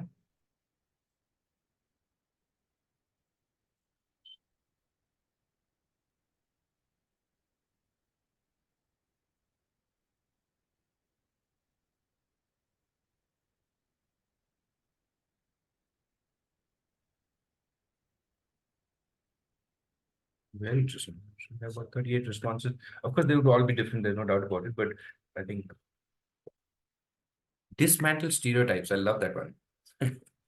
Yeah, that's definitely a possibility. Democratic space. Yeah. All right. Okay, so this is going to be open for some time till the next particular slide comes up. So you ownership, very interesting. Empowerment. Okay. Mhm. So even if we're moving on to different slides, can they still write in? Yes, absolutely. Until I Okay. move the next slide to the next slide on this Menti app, until then Menti. Okay. people can, yeah.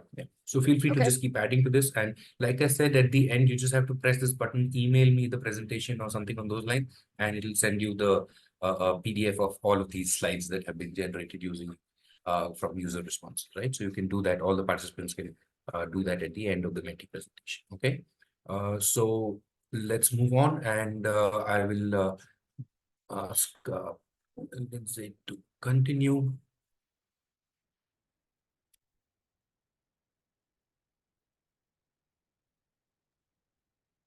All right. So why do we want to work with communities, and what are some of the ethics of this? I'd like to explore a topic that holds really particular relevance for emerging professionals, which is kind of the critical collaboration with urban communities in developing these thoughtful place-based solutions that Swastik and I have really talked about over the course of this workshop. Now, urban areas are rich tapestries of diversity. They're filled with unique perspectives and challenges. And actively engaging with these communities allows us to gather valuable insights that can significantly impact the effectiveness and sustainability of our solutions. So let's talk a bit about the numerous benefits that emerge from collaborating with communities, like why you might want to do it. Well, first and foremost, collaboration fosters a much more accurate understanding of community needs. Urban areas are very complex, and engaging with the residents provides firsthand insights into their daily experiences, their aspirations, and their challenges. This nuanced understanding enables us to tailor solutions that truly address the community's unique circumstances. Secondly, collaboration promotes a sense of ownership within a community. When individuals are actively involved in the decision-making process, they feel a greater connection to the initiatives being implemented, this sense of ownership not only enhances the sustainability of projects, but it also sparks a community-driven spirit that can lead to positive and lasting change. And I just want to throw in an example of some work that I had done in Sudan on a school project in which there were different residential groups kind of competing for one property and space. My company was funded to develop a school within the space, and part of the challenge was that the previous school was constantly vandalized by these different groups in the area that were competing for space. And they were using the school as a way to mark and to flag, hey, we've got dominance, we've got ownership. But one of the things that we did a little differently was we actually included in our project budget a 6-month window to do on the ground workshops with representatives from all 3 groups. And we really talked about like the value and opportunities of education and how this space could be a place for investment in children. And when that happened and we got design ideas from each of those residential groups, we ended up,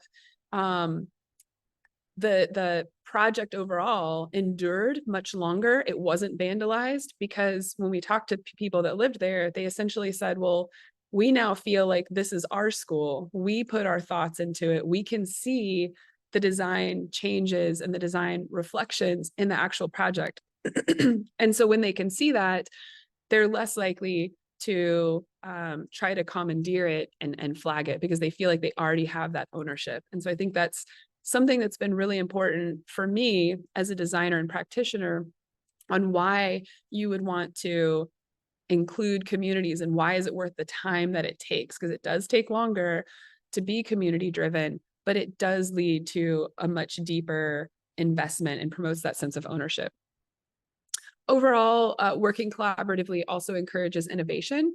Communities are really fountains of creativity, and tapping into this collective wisdom often results in innovative solutions to very complex problems because they know things. They have tacit knowledge in a place and they know things about their space and their community and what works definitely more than you do.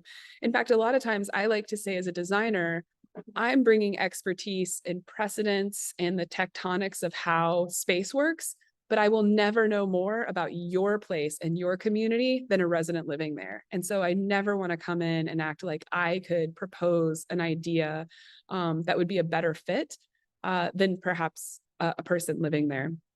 So I think those diverse perspectives really fuel overall creativity when you come together as a team and lead to more robust and effective outcomes. Another key benefit is the cultivation of trust. Trust is the bedrock of successful community engagement by far. It's really important. And by involving residents in the planning and decision-making stages, we can start to demonstrate a respect for their knowledge and their expertise.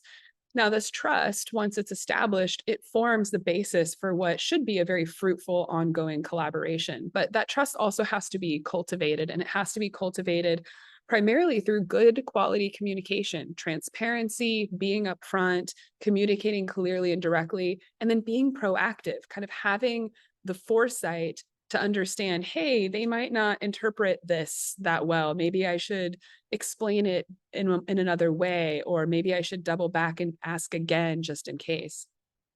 Furthermore, collaborative efforts enhance the social fabric of communities. By working together on a shared goal, like your project that you're bringing them, those residents can build stronger connections with one another. And this sense of community cohesion has positive ripple effects that foster a supportive environment, and that extends beyond specific initiatives that we undertake. So there are a lot of studies that talk about the importance of projects and collective sharing on creating the sense of community cohesion, because it gets an opportunity for people to focus on their goal of living together and working together rather than emphasizing differences between people. And lastly, I mean, I'm sure there's many more benefits, but lastly, kind of the ones that I'm going to go over is really a benefit to you guys, that there's this extended professional growth that can happen, specifically to those emerging professionals, you can gain valuable experience by navigating the complexities of community engagement, learning how to listen, adapt, and communicate effectively with people who may or may not look like you or come from your background in these diverse settings. It enhances our skill sets as practitioners, as scholars, and it makes us more adept and adaptable in our future endeavors. So kind of concluding this slide and this overall discussion, the advantages of working collaboratively with urban communities are numerous, from getting a more accurate understanding of the community needs to fostering innovation, building trust, enhancing social cohesion, and then contributing to your professional growth. But just think of collaboration not so much as a strategy as it is that catalyst that's going to advance your project for overall positive, sustainable change. And if you'll go to the next slide, Swastik. I have a quick question before Yeah. one of the things that I have struggled with in my work, and in especially when work involved with a lot of field work, is I mean, of course there are always contestations in terms of when you go into a certain community, then basically there'll be people who are so oriented this way, people who are oriented that way, and it's not necessarily a singular entity that emerges actually on site as a community, even if they're physically, geographically proximate, or they're of some similar nature or in some other way, culturally or any other socioeconomically or whatever it is. So given that, how would you define the word community, and how would you define what is community to you? When do you know that you have spoken to community? When do you know that I need to speak to more people before I can say I've spoken with community? This is such a great question. And you've really kind of opened up this chasm that we could really talk for an hour about. But you're absolutely right. You can define community in multiple ways. There's spatially, like on a map, as a geographic co-location. If you do it that way, then you're going to find that there are layers of communities. Yes, people will acknowledge we're neighbors, but maybe you belong to one religious system and I belong to another, or you'll see that there's fracturing. And I think the importance then for the practitioners or the people in the competition becomes that even if you meet with, say, the panchayat head or that, leader or representative of that group, knowing that probably doesn't represent or reflect all the diversity within the community. So you can get demographic and census data about any geographic or spatial area, and then make sure, hey, I'm meeting with this, say it's a women's self-help group, right? And that's how I'm going to kind of get feedback. But that's not actually going to give me information from this minority group that lives there. And I need to seek that out. So this is a common thing. Another common issue with community participation is that the squeakiest wheel gets the grease, meaning you'll always find like a few key informants that they want to tell you everything. They've got opinions. They've just been waiting for that moment to share. And you come on stage and they're like, oh man, let's come to my house, let's have a cup of chai. And I'm just going to tell you all the things that need to happen. And it's really tempting as a practitioner and a designer to be like, I have 10 other appointments today. This is not the only thing I'm doing. And this person is ready to basically give me the answers. Heck yeah, I'm just going to show up. I'm going to write it all down and then we're going to call it a day. But the challenge with that is that then it's really that person. It's not necessarily community investment. It's that particular person's vision being realized. And oftentimes that particular person is in a position of power in the community. Not always, but often. And we find that they already have a lot of tools and techniques. So you kind of have to have a gut sense and awareness that will evolve over time the more you do this on, is that person really representing the overall interest of the community? And you can ask questions. That's one way to get it. Like, well, how do you know? Be respectfully curious. How did you find that out? What experiences have led you to think that way, right? Who else do you think has this perspective? Could we talk to them? Also, you can do focus groups rather than direct interviews. Focus groups allow you to talk to multiple people One of the things I find really interesting about focus groups is not just asking the people in the group to answer a question, but asking them to agree or disagree within themselves. You know, like, what's one thing about this community that you guys can't agree on? And then you learn so much really rich information from that nuance. But if you do find one of those key informants that's very talkative, I think there is a responsibility for you to understand that that can't possibly reflect all the perspectives within a given community, and that you have to seek out perspectives from those marginalized groups. So I know that's a little bit of a departure from your question on how do you form community, but I would say that there are layers, and it's about understanding the nuance of those layers and making sure you're getting representation from all of them. No, I completely agree that the method plays a very big role in finding community. It's so the noun is one thing, but the verb to arrive at it is actually possibly equally important. So no, that's a great answer. Thank you so much. Shall I move to the next slide? Yeah, so the next slide is going back to our Minty site and asking, you know, what are the principles that guide fieldwork for you? So I'm going to talk a little bit about ethics coming up in the next section. But first, I'd like, you know, we're talking about what guides your work in the field. We're talking about community participation. And ethics are generally considered to be a set of principles that guide a team. And so I'm interested to hear from you guys, what are some best practices on what are the principles that you found to guide your team well? And I talked about a few of them, and I'll go into more next, but I'm interested to hear from you. So if you don't mind pulling up the Minty.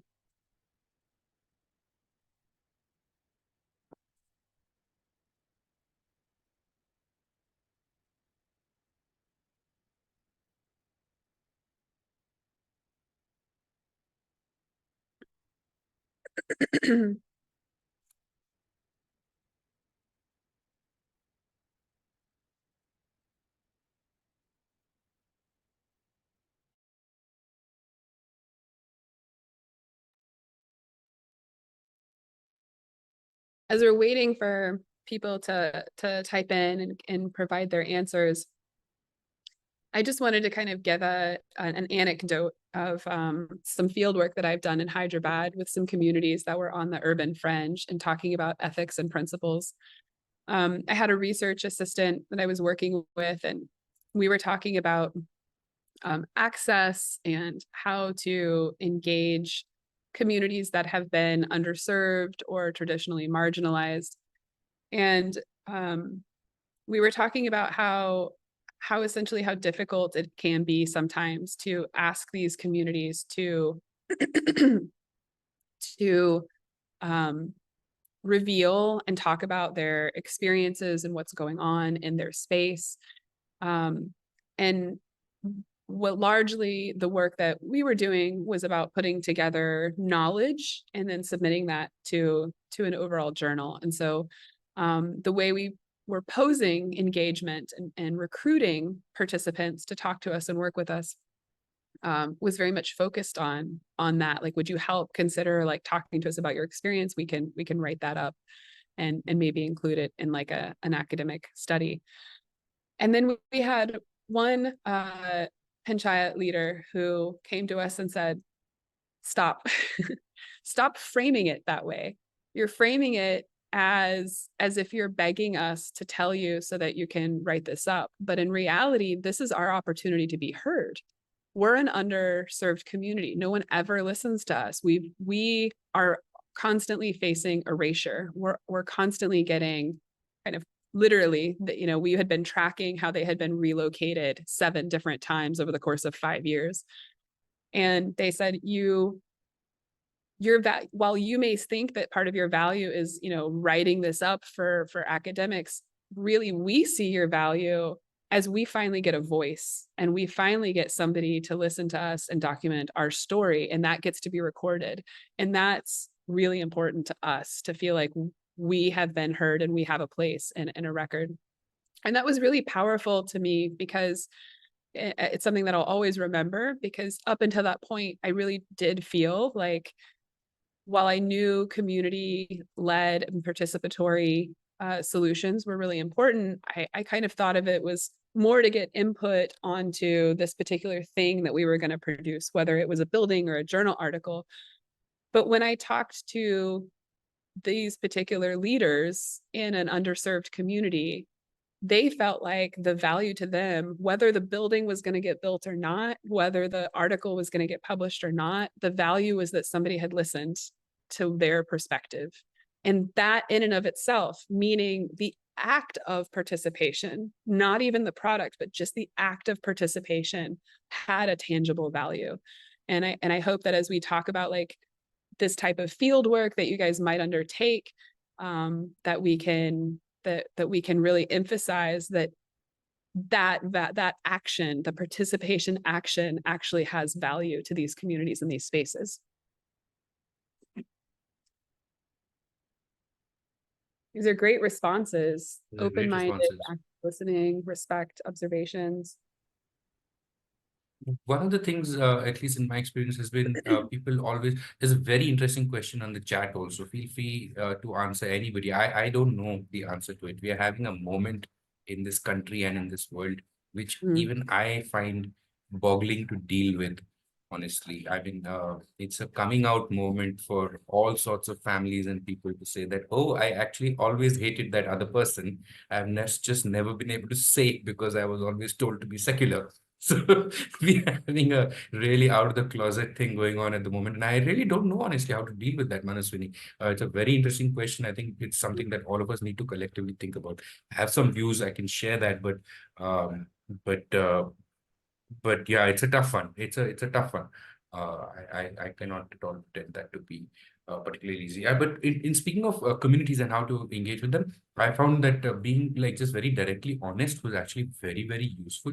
If people ask you why you're here, they will ask you, you're an outsider. You're not one of them. You don't look like one of them. You wear different clothes. You come on a different kind of vehicle, or you enter the space in a different way. Your entire character is slightly different.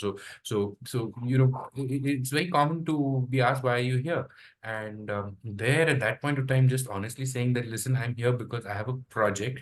It's about X, Y, and Z. And if that building that ability to break down what can be a fairly complicated project to simple terms, or to, human readable terms, honestly, basically, just anybody should be able to get it. It's like you have to do this exercise, and this requires practice. It's basically explain your project to your grandfather or grandmother, and if they get it, then you can actually explain it to pretty much anybody else. I mean, assuming your grandfather or grandmother is not an academic of some, assuming that. So it's just a thinking kind of a tool again, to be able to break that down, and then to use that very short, brief definition, and then ask if you're comfortable. If I'm here for this project. If you're not comfortable, then we need to talk about it. But if you're comfortable with what the overall outcome is, and very often the question, and a lot of my colleagues over here will also sort of vouch for this, that people ask, what is in it for me? And how do I what do I get from it? And to be honest, that you may get nothing out of it. It is a research project, or it is a project which we're trying to propose, and so on and so forth, is very important at that stage, because there's a very strong tendency to just say that oh, you'll get this or you'll get that or whatever it is. And just wanted to make that point, that honesty and still managing with honesty is actually has helped at least me a lot. That's absolutely right, and so important. I want to circle back a little bit to Manaswini's question. When we talk about inclusivity in secular spaces, how would we start to tackle the preconceived biases that part of the community has regarding minority groups that live in the same? And what a great question. Another thing that we could probably do an entire lecture on, because it requires a lot of nuance and understanding the response. And I'm going to be honest, feeding off of Swastik's comment, I'm going to be honest about how I'm changing as a community engaged practitioner and how I see that question. So previously, I would have taken a very objective stance and say, unless your project is directly engaging with it, then you would just step back and allow people to have their beliefs. Your job is not to intervene or interject. That's a very anthropological or traditionally anthropological perspective. That's how I was originally trained as a researcher, was to not engage and to kind of be the observer that's kind of quiet and in the background watching things unfold. But I think that there's a little bit of a revolution in academia and in research, that there's no such thing as being impartial. There's no such thing as not engaging and not having influence. So the key is how much and what's appropriate. And so I'm really drawing off of a trend called participatory action research, which essentially says that you have a responsibility. If your project values, which is what we covered in like 2 modules before, identifying what is the focus and what are the values of the project. If one of the values of the project, for example, is gender inclusivity, and you are interviewing somebody that identifies as male, talking about how they believe public space should be gender exclusive and only for male people. This is a hypothetical situation. Then I do think that you have a responsibility as a researcher to gently and appropriately not uphold that bias. What does that mean? Not uphold the bias. That means asking questions, respectfully asking questions, drawing and referring them to evidence-based and data that we know, right? It doesn't mean engaging in an argument. It doesn't mean saying, well, that's absolutely ridiculous and we won't do it.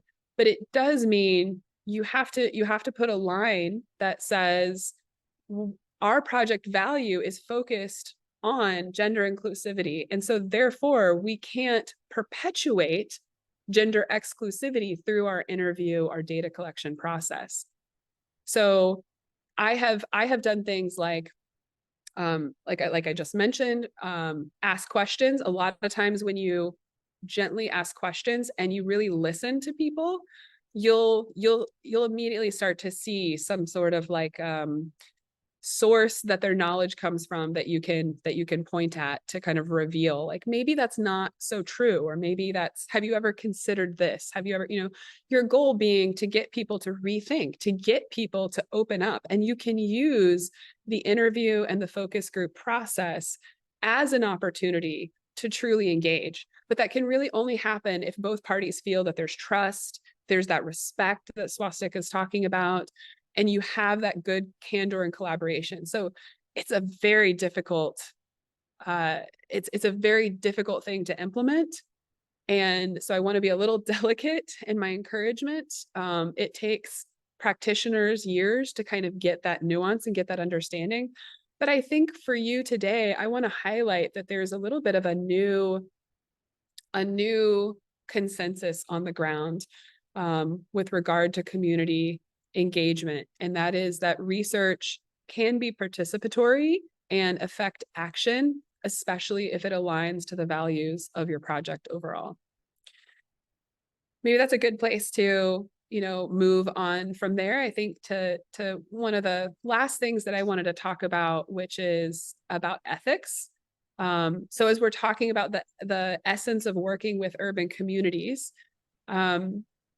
I want to talk about, when we engage with them, this collaboration of opportunities that happens and the solutions that are developed with the residents in collaboration are more likely to be effective and sensitive and sustainable.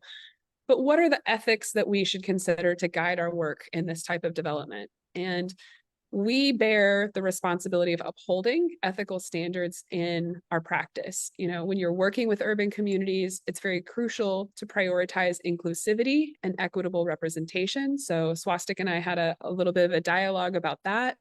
So that means for you, identifying through some sort of database who is the minority. There's going to be census data on all of these areas, identifying kind of who lives in that area and seeking them out. In some research work that I did with Save the Children, one of the challenges I had was, we call it the good student problem, meaning, we canvassed the neighborhood, we sent out all these flyers encouraging, we were looking for elementary school age children, and the parents and kids that showed up were the parents and kids that were really engaged in their lives. And so these were all great students. They're like, I show up every day. I've gotten 10 awards. I'm the head of the football team and blah, blah, blah. Right. And we were like, well, but according to the school records, there's a really high dropout rate. And yet everybody in our interviews was dropping out. So we had to do extra work to canvas and find those kids to represent their perspective and their opinion within the community. Transparency is another key ethical consideration. Clearly communicating, Swastik talked about this, the goals, the processes, the potential impacts of your initiatives on your community, being honest, don't try to hide it. That's going to establish that trust through the open dialogue. Also, as I mentioned before, being mindful of power dynamics, acknowledging that you as a professional are going to, there's an implication that you're going to bring a certain expertise. So being really honest, like, hey, I'm a student right now and I'm studying and I'm aspiring to be an architect, but I'm not going to be able to fix your roof today, right?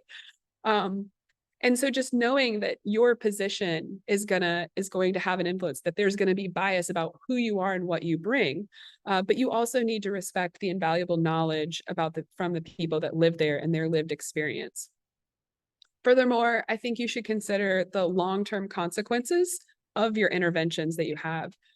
Place-based solutions should not contribute to gentrification or displacement. Instead, they should be about empowering communities to thrive without compromising their unique identities.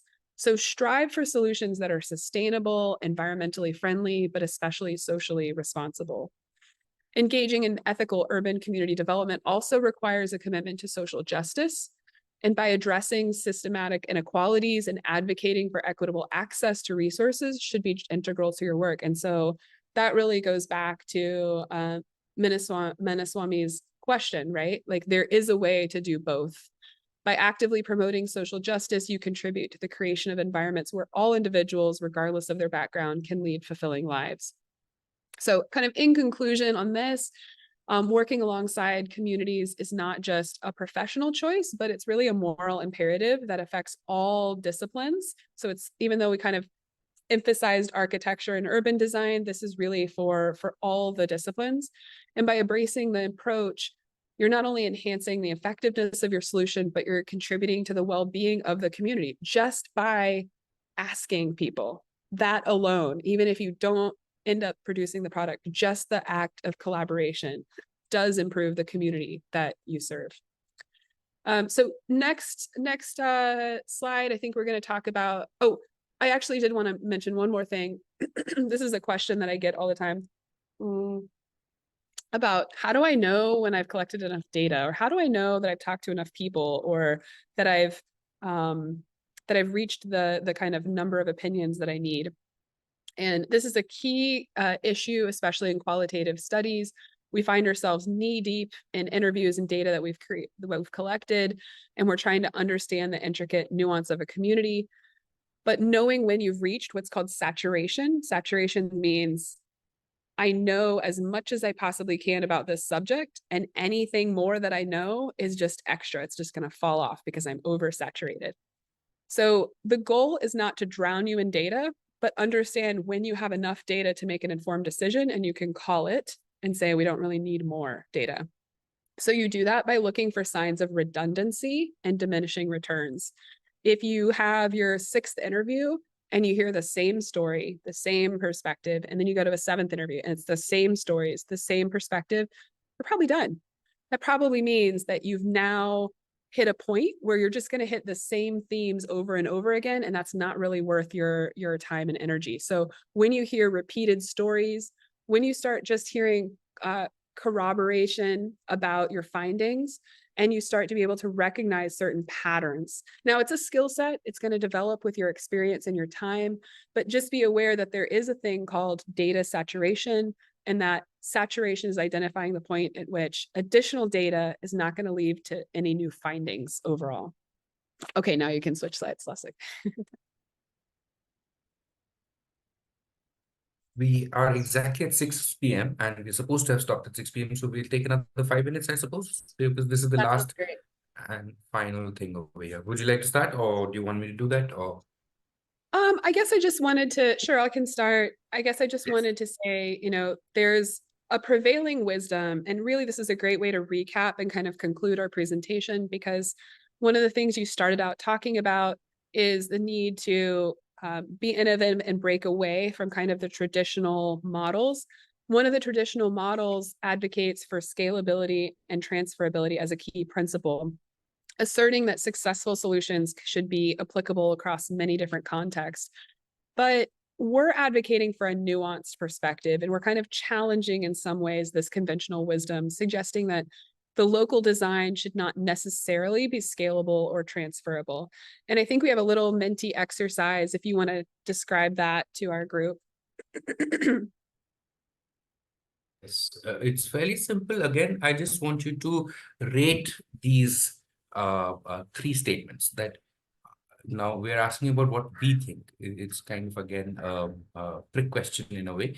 But as the jury, do you think we are looking for scalable solutions? And the options are like written down on your Menti screen. So feel free to strongly disagree or strongly agree that it could either be scalable as is, and or it could be very, very site specific, or perhaps it's just sort of transferable, but not exactly scalable. Transferable doesn't, some of the ideas can move from place to place, but the same idea manifests in a different place in a different way, in a sense, basically, right? So from that point.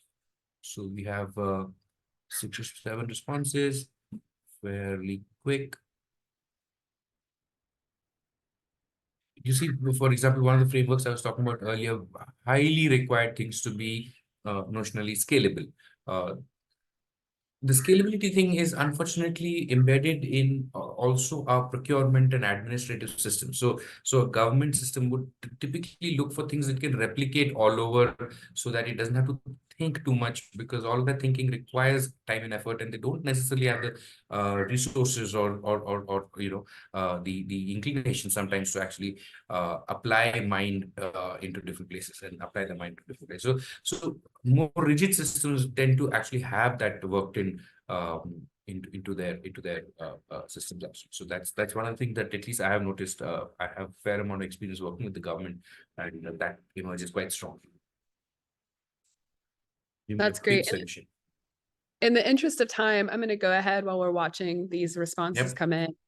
And I'm just going to talk a little bit about, so I think we all want to reduce this down to like a very simple question, like, do you want scalability? Do you not? And I think we're going to be a difficult jury to work with and say, maybe it depends. So what I can give you are these kind of 6 core ideas to make sure that if your idea is scalable, meaning if you're writing about your idea, that one of the benefits of it is that it is scalable, make sure that you're addressing these 6 points.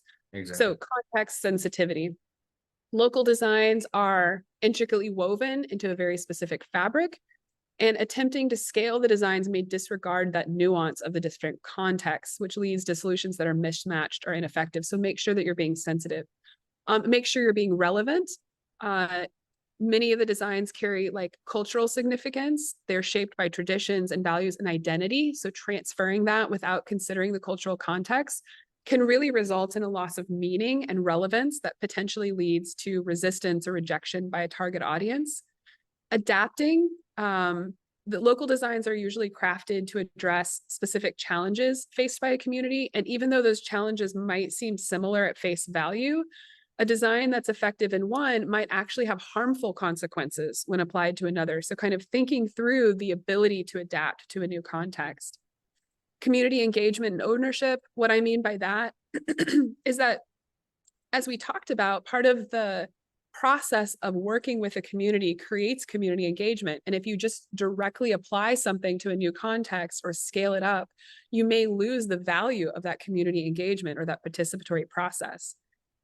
Ethical considerations, environmental conditions play a very pivotal role in shaping local designs. And these designs are often intricately connected to the local ecology. So making sure that if you're scaling or transferring things, that you've addressed in what ways that they're going to consider ecological variation. And then finally, there's a dynamic nature. Local contexts are very subject to change over time. So what works well in a specific community today may not be suitable in the future due to these evolving circumstances. And so solutions should be flexible and adaptive to accommodate these overall changes. Well, that's very useful. And yet at the same time, your client will come and say, oh, excellent idea. Why don't you do it in 30 other places? Absolutely, for half the price. For half the price, of course. 1/30th the price, actually. So here are the arguments that Lyndsey has kind of, outlined. Here are the arguments that you can make when there is this pressure for scaling up. And that's, I think, very, very useful tools to think that. So let's take a look at what those results are showing. I think people are generally on the same page on this, or there's strong amount, there's definitely a stronger sort of sense of non-scalability in this case. But yeah, think it through. It's scalability by and of itself is not a sin. But what are your arguments for and against it? You need to be very, very sure about, right? And yeah. And so what I'm going to do is I'm going to move to the next slide on this Menti thing, which means that the entire Menti thing will shut, and you will get an option to download whatever exercises have come up over here. So if you feel like doing that, please feel free to do that. And that should be this thing, right? And otherwise, we are actually done. And what we'd like to do is, I know we haven't heard voices except ours over this entire 2 hours, and partly it's also because of the size of the thing and the sort of ground we needed to cover. But that we are here listening, whether it's on social media or whether it's on Discord or whatever it is. But feel free to sort of reach out on not only this workshop, but also all the other logics of the competition itself. So at least I am done from my end. Lyndsey, would you like to add anything else? No, this has been a wonderful experience. Thank you guys for being here, for participating. You are what's making this competition happen. And I think Swastik and I are both really excited to move forward with the competition. And we just wanted to thank you for taking the time to listen, to consider and reflect on all these ideas and knowledge that we've presented. And we're just so excited to move it forward. Yep. And special thanks to people joining from across the world, and to you, Lyndsey, you recently recovered from a bout of illness and traveling, and at an unearthly hour, at least according to my standards, a completely unearthly hour. But thank you all so much. Thank you all very much. Thank you, Lyndsey. See you all later. We'll be in touch over Discord and other channels as well. Thank you. Bye-bye. Thank you, guys. Bye.